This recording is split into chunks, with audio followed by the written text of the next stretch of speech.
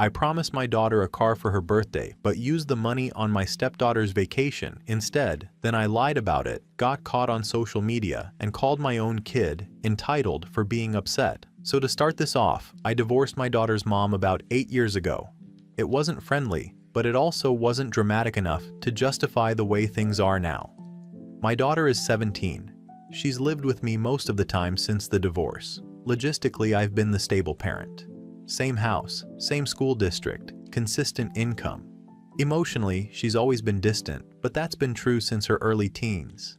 I remarried about 4 years ago. My wife has a daughter from a previous relationship.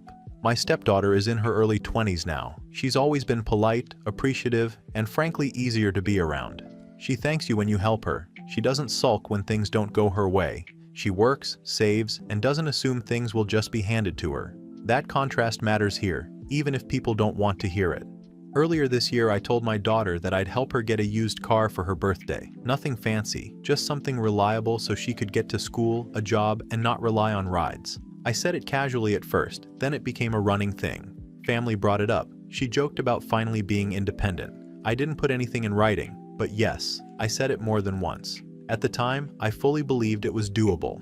Around the same period, my stepdaughter finished school and started talking about doing a graduation trip with friends. Nothing wild, but still expensive. Flights, lodging, activities, the usual stuff. My wife and I talked about it a lot. I won't pretend there wasn't emotion involved. I've always felt some responsibility to make sure my stepdaughter didn't feel like she came second in this house just because she wasn't biologically mine. That might be overcompensation, but it's not malicious. I had money set aside. Originally, yes, that money was mentally allocated toward the car, but money isn't labeled. Life happens. I decided the trip was more time sensitive. A car could wait. A graduation trip only happens once, and I honestly believed my daughter would understand if it was explained properly. I didn't explain it properly. Instead, when my daughter asked about the car as her birthday got closer, I told her the deal I was working on had fallen through. I said prices were higher than expected and that I needed more time. That part wasn't even entirely false. Used cars are ridiculous right now. My plan was to revisit it later in the year and make it up to her in another way if needed. Then a few days after my daughter's birthday, my stepdaughter left for her graduation trip. I wasn't involved in the day-to-day planning, but I did pay for most of it. Flights, the hotel, activities, and extra spending money. I didn't think much of it beyond making sure everything was paid on time. She was excited, my wife was proud, and I felt like I was doing the right thing. Once the trip started, my stepdaughter posted pictures. Not anything outrageous, just the usual travel stuff. Airport photos, views from the hotel, food, excursions. She tagged me in one of them and wrote a thank you post about how grateful she was. I didn't see a problem with that. Apparently, a lot of other people did. My daughter's friends saw the posts before I even realized what was happening. Screenshots started getting passed around. By the time I noticed the tension in the house, it wasn't subtle anymore. My daughter wasn't slamming doors or yelling. She was quiet in a way that felt deliberate. Avoiding eye contact, short answers, that kind of thing. Eventually, she asked me directly if the trip was what the car money went toward. The way she asked wasn't emotional. It was very controlled, like she already knew the answer and just wanted me to say it. I didn't want another argument, so I tried to downplay it at first. I said finances are complicated and that things overlap sometimes. That didn't satisfy her, and I ended up admitting that yes, some of the money I'd planned to use for the car went toward the trip. That's when the tone shifted. She accused me of choosing my stepdaughter over her. Not just in this situation, but in general. She brought up past things that I honestly thought were settled or insignificant. I didn't agree with her framing at all, and I reacted poorly. I told her she was acting entitled. I said she was keeping score and turning everything into a competition. I said she was old enough to understand that plans change and that no one is owed expensive things just because they expect them. I also said she was making the trip about herself and ruining something that wasn't even meant to involve her. I know how that sounds written out. At the time, it felt like I was setting a boundary, not attacking her. I wasn't screaming, but I was firm, and I didn't back down. Since then, the house has felt split. My wife defended me when my daughter complained, at least outwardly. Privately, she's been quieter. She's said a few times that maybe the timing looked bad, and that people might misunderstand. My stepdaughter hasn't said much at all. She keeps posting like normal, but she avoids being around when my daughter is home. I don't think that's intentional. It's just easier for her not to engage. My daughter, on the other hand, has completely withdrawn. She spends most of her time in her room or leaves to stay with friends. When she's home, it's like I'm not there. No arguments, no discussion, just distance. That bothers me more than yelling would. What I didn't expect was how far this spread outside the house. Extended family started reaching out. Some asked what really happened. Some outright told me I was wrong. Others said my daughter was being dramatic and that teenagers always overreact. I tried to explain my side, but the more I explained, the more it felt like people had already made up their minds. What frustrates me is that no one seems to care that I didn't take anything tangible away from my daughter. She didn't have a car and then lose it. She had an expectation that changed. That happens in life. I didn't cancel her education, her housing, or her basic needs. I made a financial decision based on timing and appreciation, and suddenly it's being treated like some unforgivable betrayal. Right now, I feel embarrassed more than anything, not because of the decision itself, but because of how public it became. I didn't expect social media to turn this into a spectacle, and I definitely didn't expect family and strangers to weigh in like they're part of the household. I still don't believe I was wrong to prioritize the trip. I do think I handled the communication badly. Those are two different things, and people keep acting like they're the same. For now, I'm giving my daughter space because any attempt to talk just seems to make things colder. I'm hoping this blows over once emotions settle, but I'll admit, the silence feels heavier than I expected. Update 1. I waited longer to post this update because I genuinely thought things would cool off if I stopped engaging. Instead, the situation didn't explode. It spread. Quietly, and in ways that have been harder to deal with. My daughter hasn't been staying at my house regularly anymore. At first, I thought it was just her being dramatic and wanting space. She'd pack a bag and say she was staying with friends or with her mom for a few nights. Then a few nights turned into most of the week. Now it's rare that she's here for more than a day at a time. She still has a room, her things are still here, but it feels more like storage than a home base. What surprised me was the school getting involved. I got contacted by a guidance counselor asking to talk about my daughter's emotional well-being. That phrasing alone irritated me. I showed up expecting a conversation about attendance or grades. Instead, it was framed like a concern meeting. They mentioned she'd been withdrawn, distracted, and that she'd expressed feeling unsupported at home. I don't know exactly what she said, and frankly, I don't think it's appropriate for a teenager to frame family conflict like that to school staff, but here we are. Her mother is involved now too. We've had disagreements in the past, but this time she's acting like she's suddenly the reasonable one. She's pushing for my daughter to stay with her more permanently, for stability. I don't see how bouncing between houses less is automatically stability, but again, no one seems interested in my perspective. At home, I tried to regain some structure. If my daughter wants to act like she's independent, then I think it's fair that expectations change. I brought up reducing her allowance since she's barely here. I mentioned limiting phone privileges if she continues to ignore me. I also said that future plans I was helping with might need to be reconsidered if she can't even communicate respectfully. This wasn't punishment in my mind. It was discipline and reality setting.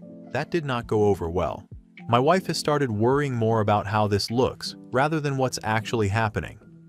She keeps saying that people are talking, that things sound bad, and that maybe I should just apologize to smooth things over. I don't agree with that approach. An apology now would be taken as an admission that I was wrong across the board, and I don't believe that. I handled communication badly, yes.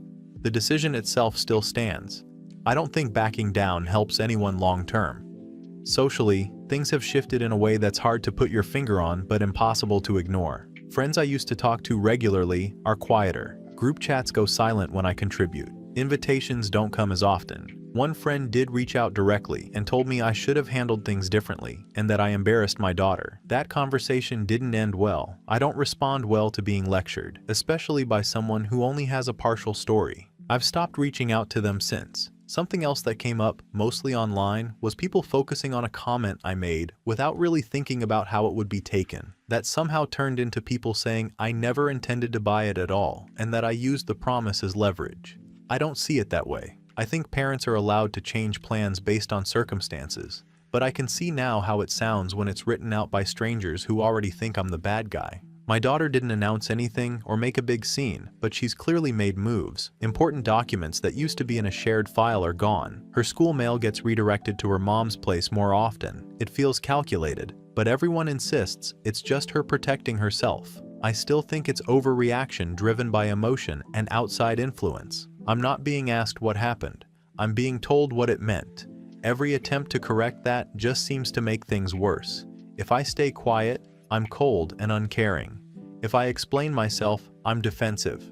I'm frustrated because this all started over something that, in my mind, was never meant to be permanent or malicious. A delayed car, a trip that happened at a specific time. Somehow that's turned into school intervention, family division, and people questioning my character as a parent. I still believe my daughter is taking this further than it needs to go. I also believe that giving in now sets a precedent I'm not comfortable with. At the same time, I can't ignore that things are changing in ways I didn't plan for and not in my favor. I don't know what the next step is. Right now, I'm holding my ground and hoping this passes once emotions settle, but I'll admit, it no longer feels like something I have control over. Update 2. I didn't expect things to get quiet the way they did. Not loud, not dramatic, not some big blow-up that I could point to and say that was the moment everything went wrong. It just thinned out, like air leaking from a tire. The first thing I noticed was that my daughter stopped responding entirely. Not delayed replies, not short answers, nothing. I assumed she was sulking or trying to make a point, which honestly felt on brand at that stage. I told myself she'd come around once she cooled off and realized she wasn't being punished, just corrected. Then I tried to call the school about a scheduling issue and found out I was no longer listed as the primary contact, not even secondary. They asked if I was the legal guardian and sounded uncomfortable when I said yes. I figured it was a clerical error, but when I asked my ex about it, she told me our daughter had requested the change herself. Apparently the school counselor had suggested it for stability. That word came up a lot. Stability, routine, environment. A few days later, I came home and noticed her room looked off. Not messy, not empty, just less. Some drawers were missing things. The folder where we keep birth certificates and social security cards was thinner.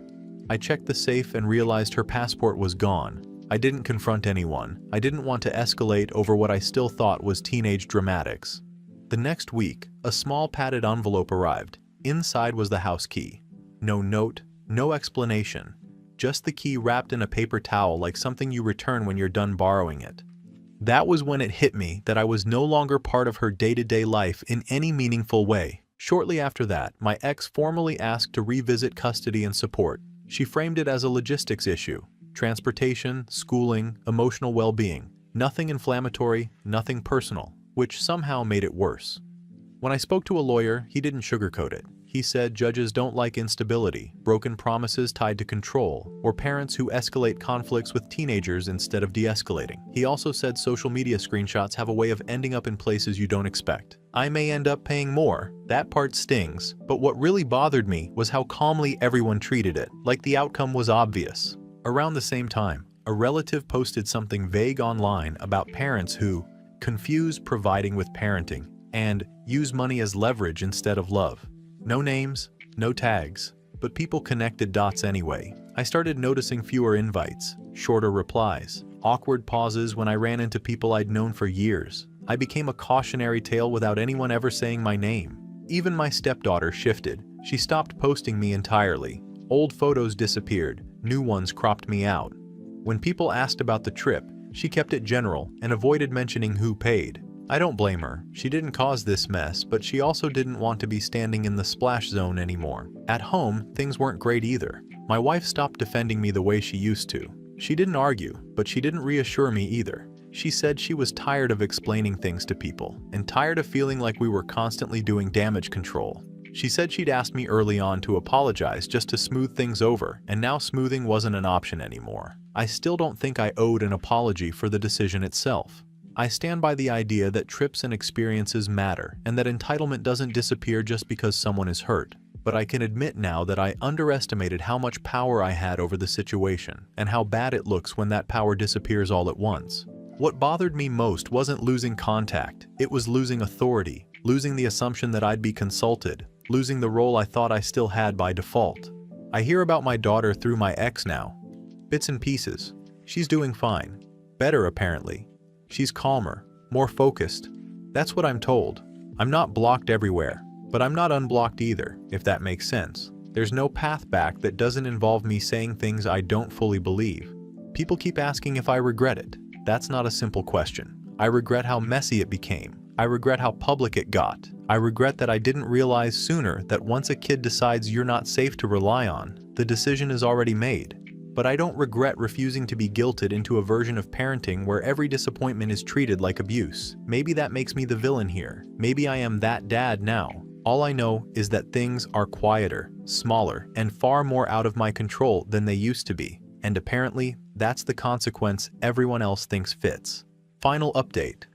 I don't have anything dramatic to report. My daughter has not reached out. I've stopped trying in the way people expect you to try. I don't text updates. I don't ask mutuals to pass messages along. After a while, you either respect the boundary or keep humiliating yourself by pretending it's temporary. I hear about her life through my ex when it's unavoidable. Grades are good, she's busy, she has plans. That's about the extent of it. I wasn't invited to anything related to her last school milestone. I found out afterward, the same way you find out a distant relative got married. Someone mentions it in passing, assumes you already knew, then realizes by your face that you didn't. There was an apology, awkward and unnecessary. The information had already landed. The irony about the car came out like that too. Not as an announcement, not as a dig, just a fact dropped into a conversation that wasn't about me. Her mom bought her one, nothing flashy, used, reliable. The exact kind of car I'd talked about for months, like it was a guaranteed future. I won't pretend that didn't bother me, not because I wanted credit, but because it made it very clear that this was never about timing or feasibility. It happened easily once I wasn't involved. My marriage is still intact, technically,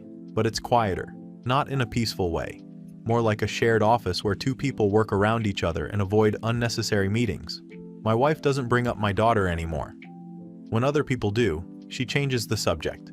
She stopped defending my decisions outright. She'll say things like, "What's done is done," and leave it there. I get the sense she's compartmentalized the situation in a way that doesn't include me having any future role in fixing it. My relationship with my stepdaughter also shifted, though I think people misread that part. She didn't turn against me, she didn't confront me, she just grew more distant in a way that felt intentional, polite, separate. I'm no longer part of her stories. I don't come up when she talks about big moments. I don't think she blames me, but I do think she learned something about proximity and consequences and adjusted accordingly. Socially, things never bounced back. Some friendships faded quietly. Others ended in a way that made it clear I was no longer someone people felt comfortable defending. I've heard my name come up as shorthand in conversations I wasn't part of. Not yelled, not dragged, just referenced. That situation, that dad. You don't argue with that kind of label. You outgrow it or you don't. I've read a lot of the comments telling me I should feel devastated, or that one day I'll wake up and realize what I lost. I don't experience regret the way people seem to want me to. I don't sit around wishing I'd done the opposite just to see a different ending. I still believe that teenagers don't get to dictate financial decisions just because they were promised something early. I still believe that disappointment isn't damage by default. What I can admit, without hedging, is that I handled the situation badly. I escalated when I didn't need to. I focused on being right instead of being effective.